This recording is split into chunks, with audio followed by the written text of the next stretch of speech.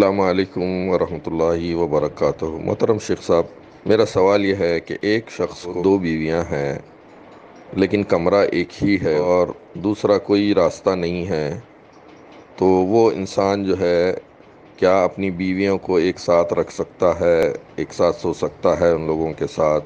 اس میں حدود کیا ہیں اور دین کیا بولتا ہے؟ جزاک اللہ خیر۔ السلام علیکم بھائی، کیسا سوال کیا آپ نے؟ یہ تو بے حیائی ہے نا۔ دو بیویوں کو ایک دوسرے کی شرمگاہ دیکھنے کی اجازت نہیں ہے، یہ بے حیائی ہے۔ اکٹھے سوئیں، ایک صدی سوئے رہے ہیں بے شک، لیکن اس طرح سوئیں جس طرح عام بہن بھائی وغیرہ سوتے ہیں۔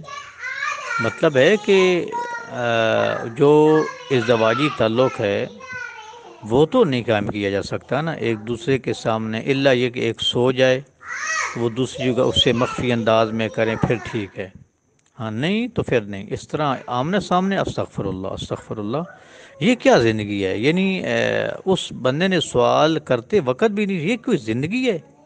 یہ درندگی ہے، یہ درندگی ہے کہ جناب ایک مطلب بس اس کی مثال نہیں دی ہے، درندگی، اس میں کوئی شک نہیں، یہ درندگی ہے، اس کی کوئی گنجائش نہیں ہے۔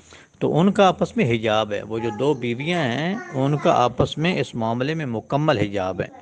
وہ دونوں مل کر وہ بے شک با پردہ ہوں اور ان کا خاوند بے پردہ ہو، یہ نہیں ٹھیک، یہ بے حیائی ہے۔